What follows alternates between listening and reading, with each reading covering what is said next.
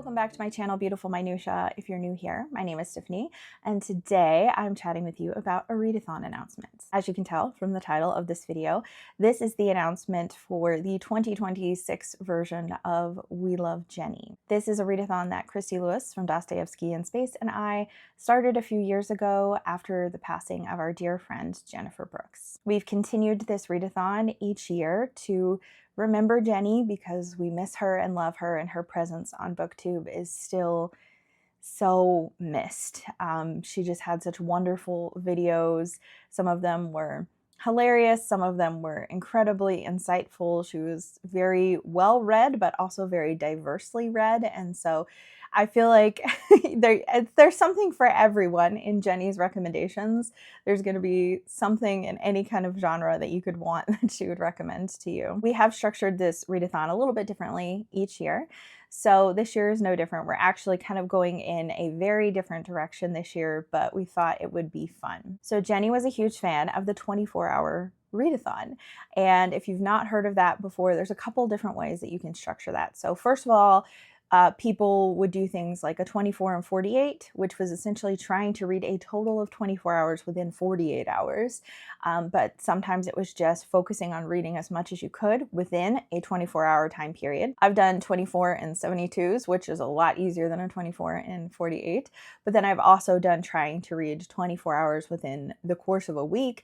So what we're going to do is we are going to do a 24-hour readathon in memory of Jen. We're doing this in the month of January. So you can structure this however you would like to. You could try to read 24 hours over the entirety of the month of January, kind of like keeping track of how long you're reading.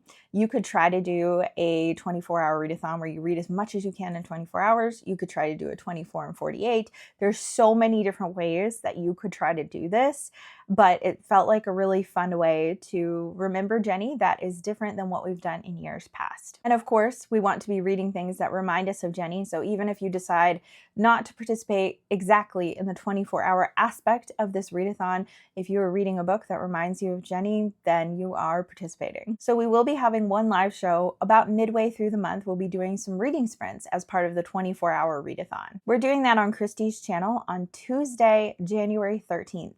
Starting at 7 p.m. Eastern time. I'm sure we'll be there for a couple of hours. So if you're not able to be there right at 7, there is wiggle room for you to join later. We'd love to have you come and hang out with us. Even like I said, if you're not doing the 24-hour aspect of the readathon, if you still want to come read with us, hang out with us, let us know what you're reading in memory of Jenny. That would just be absolutely wonderful. I will also have a Discord channel set up once again this year for We Love Jenny, for people to be able to chat throughout the month about what they're reading, what they think of things they're reading that remind us of Jenny.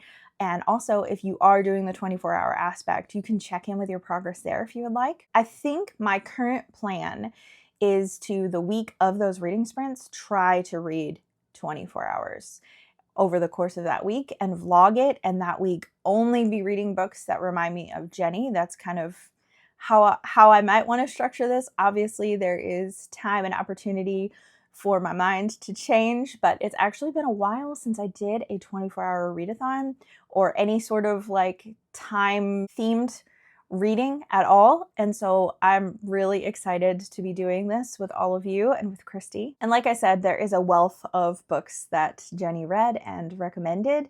And so if you are looking for some inspiration, I will have Jenny's Goodreads profile linked in the description of this video. So that way you can go check that out and just see if there's, you know, anything in particular that jumps out at you. I have a list and I'm not exactly sure where I'm gonna land with it. I have a few different options. So Jenny was a fan of T. Kingfisher, as am I. So I have a couple of T. Kingfishers that she really enjoyed, that she gave 4 stars to, that are options for me. One of them is Thornhenge, which I think is like a Sleeping Beauty kind of retelling. At least I'm basing that off of the cover. And the other one is A House with Good Bones, which I actually got from my library at some point and then didn't get around to reading it. I think this is just kind of more of like a, I want to say it's like a Southern Gothic kind of horror thing, but maybe I'm like totally making that up. But as far as I know, this particular book does not have like any sort of like fairy tale or retelling aspect to it, as many of T. Kingfisher's works do. Some other things that I thought of: the book Deathless by Catherine Valente. I think that's how you pronounce her last name. So this is actually a retelling of a Russian folk tale. And so I thought that that could be really interesting. It feels really wintry since it's January, as does this collection of short stories by Turgenev, which Russian always just feels wintry to me because Russia is cold and there are usually elements of Russian books. Sometimes they're set in Siberia, which is even colder and feels more snowy and desolate. So both of those options were books that she gave 5 stars to that I've not read before. I also considered completing the Emily Wilde series because Jenny read the first book and really enjoyed it, and she was not alive when the concluding book came out, and I read the first 2 books this year, and so concluding that trilogy and Memory of Jenny would be another great option. And then also Wilkie Collins always makes me think of Jenny. Jenny loved Wilkie Collins. I'll link some of her videos down below with her talking about some of her favorite Wilkie Collins books. You can check that out if that's something that you're interested in. If you're not really familiar with Wilkie Collins, he was a Victorian author who wrote sensation novels. And so his novels are intended to be fast-paced, mysterious, with twists. They're meant to be like extremely dramatic, and they are just tons of fun. The ones that she rated 5 stars are ones that I have already read and loved. So I have a couple of options of ones that she read that she really enjoyed that I haven't read yet. One of those is No Name. Another is Basil, or maybe it's Basil since it's, you know, an English book. They might have pronounced it that way. But yeah, so those are a couple of options that I have for Wilkie Collins, because that would be a really great thing to read for Jenny as well. Again, I really like the idea of reading like Jenny for a week and keeping track and reading 24 hours. And so I want to make sure that I'm choosing something that I could finish in that time period, because that just sounds like a fun challenge for myself. So there are a couple of like longer books that were options, like for example, Secret History by Donna Tartt, which I still haven't read yet.